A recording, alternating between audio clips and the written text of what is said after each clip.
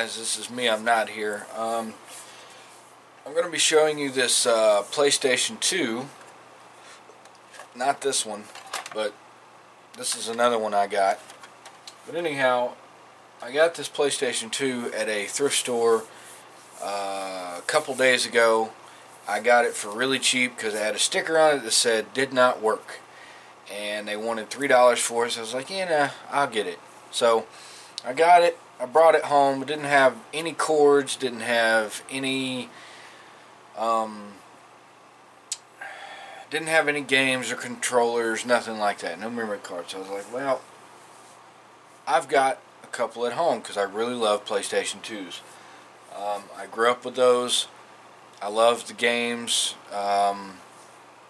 PlayStation 2 was pretty much where, you know, it all got started as far as consoles, I think, but, you know, I could be wrong. But anyway, guys, I got this thing for $3. I plugged it up. I took the case off, and I could not figure out what in the heck was wrong with it until I took it apart. And it's very funny how this thing was not working because of one little tiny thing. So I'm going to show you guys what I did to make this thing work, and it was very simple. And I'm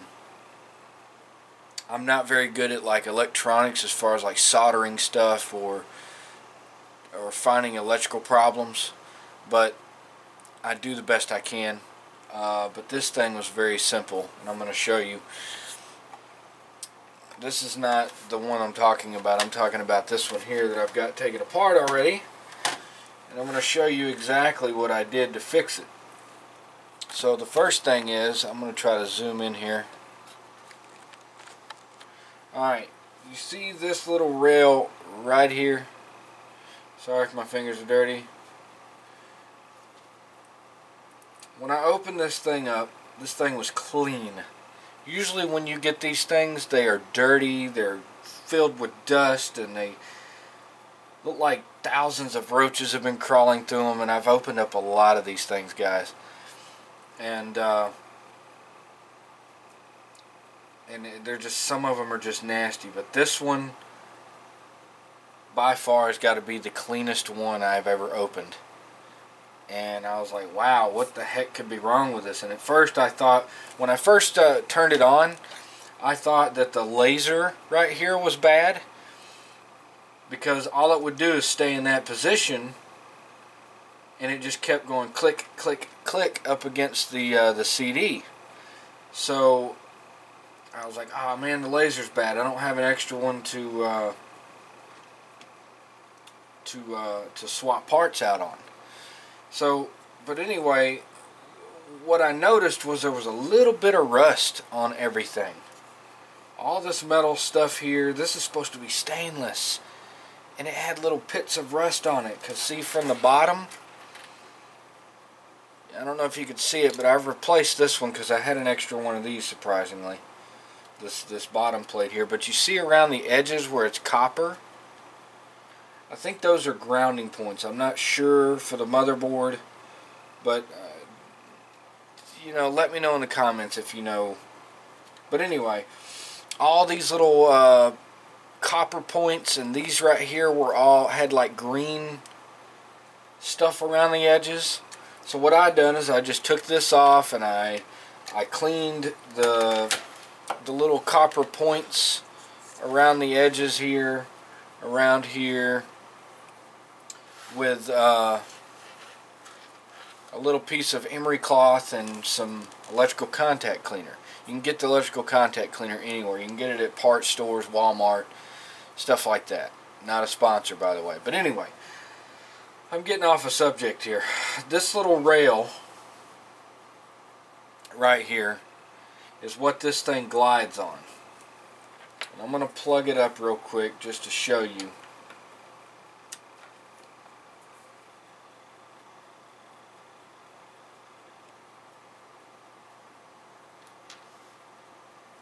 You see how it's moving back and forth?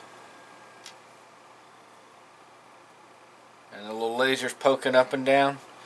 This little rail right here was rusted beyond belief.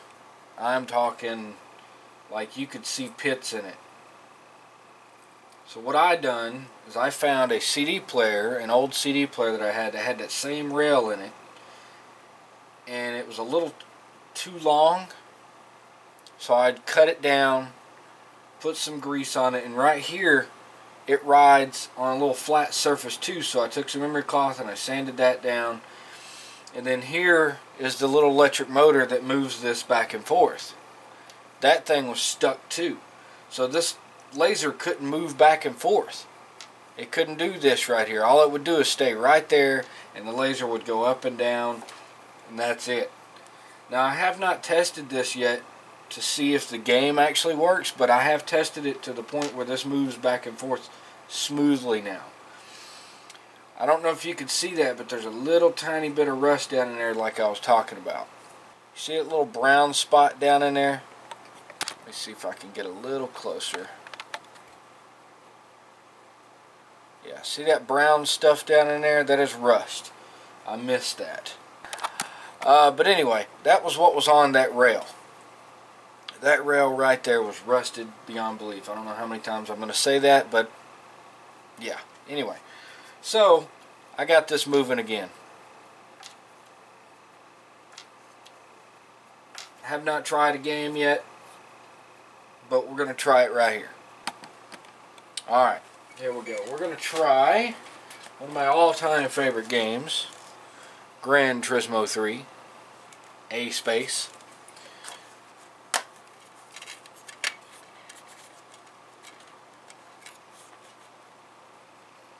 We're going to put it on there, and the way to get this thing to play is there's a button here on the back. Alright, right there, under this tape, you see that little tiny square right there? Right there, with the little button on top. See it right there? That's for when the door closes. It lets the system know the door closes. It's safe to spin the CD up now. There's two of those. This is the button and the little photo sensor for the remote, if you ever get a remote for these. These weren't available in the big versions of the PlayStation 2s, but they're available in the thin versions. But anyway, there's another button here. It's right there on the edge. I don't know if you can see that, but it's right there on the edge, right on the back side of this button here. And that's another one where when the door closes, it lets the system know, hey, the door closes, it's safe to spin up. And we're going to put a piece of tape on that button that I showed you on the back. And we're going to do the same thing on this front button too, just to hold them down so you can see the system in action with it open. Alright, let's see here.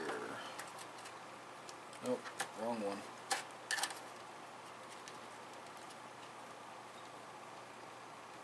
I love working on these things because a lot of times when they're not working, when you find them, it's the most simple thing in the world that's wrong with them. And you know, and when I found that, I was like, oh my God, that's the only thing that's wrong with this?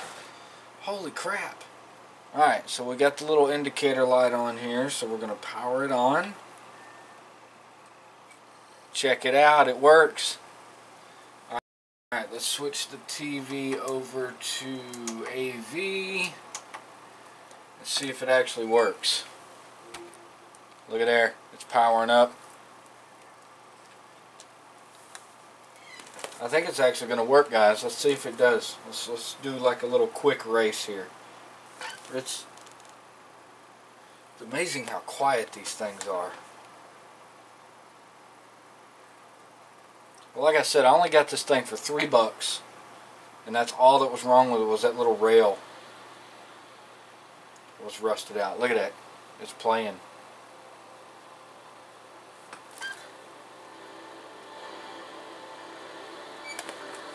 Let's let the, I can't talk.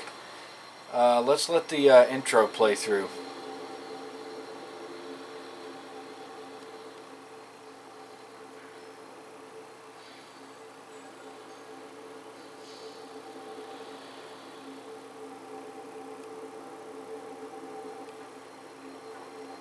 When this game came out, I was amazed by it.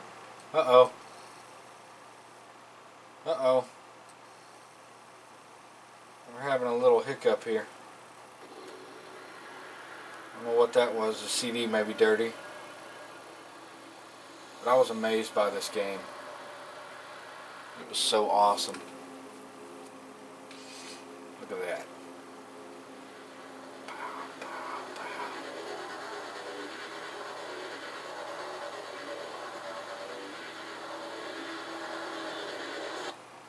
Uh-oh. I don't know what's going on with this thing. It was doing good. It keeps skipping up here.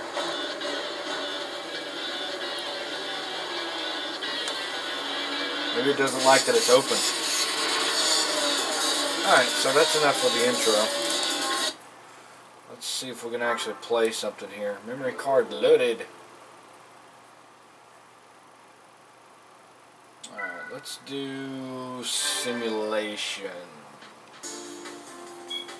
Let's go to...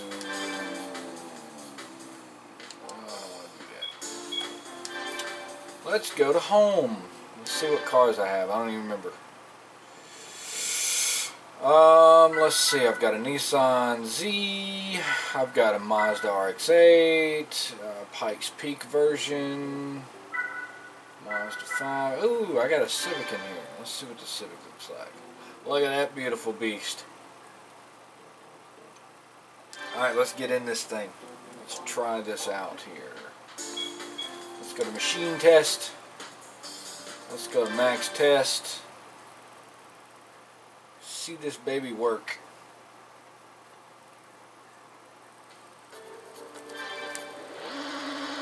Bounce that baby off a red limiter. Get it? A little slow on takeoff. The cool thing was about this game was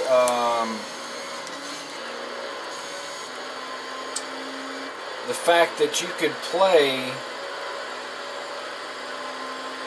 Wait, you know what? I think I may be wrong. I can't remember if it was this one or the PlayStation or the PlayStation. Golly, or the Gran Turismo 4. One of these. Like if you had a long race, you could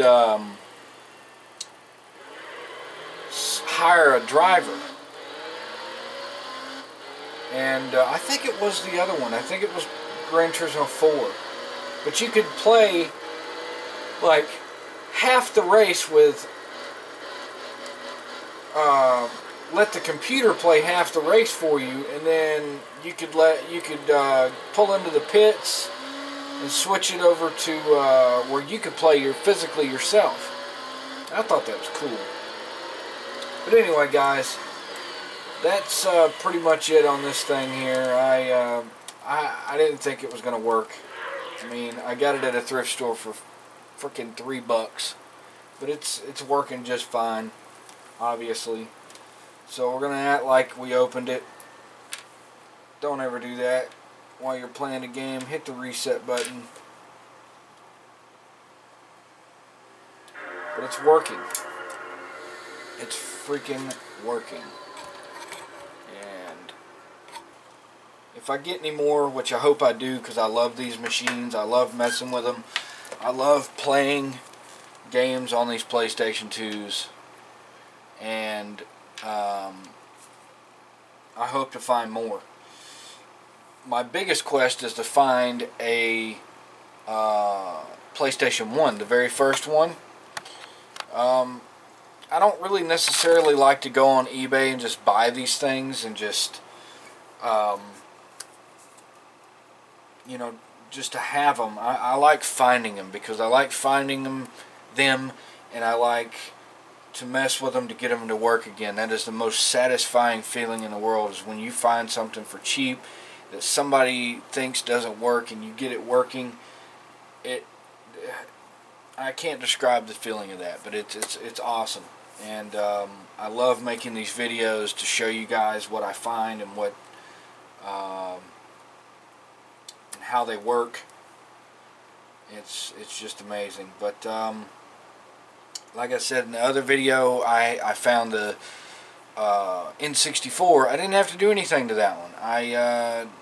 That one worked. But those always work because there's nothing mechanical in them. They're all microchips and processors, I think, and just resistors and all that good stuff. There's no mechanical stuff in those. Those usually work. If they don't, then you just clean them out a little bit with a little bit of contact cleaner, and that's it. But these here have got, you know, intricate parts that move around, like cooling fans and motors and, you know, just everything. But yeah, just leave comments below. Hit that like button a bunch of times, guys. And if you haven't subscribed already, please subscribe. And as always, thanks for watching, and have a good day, guys.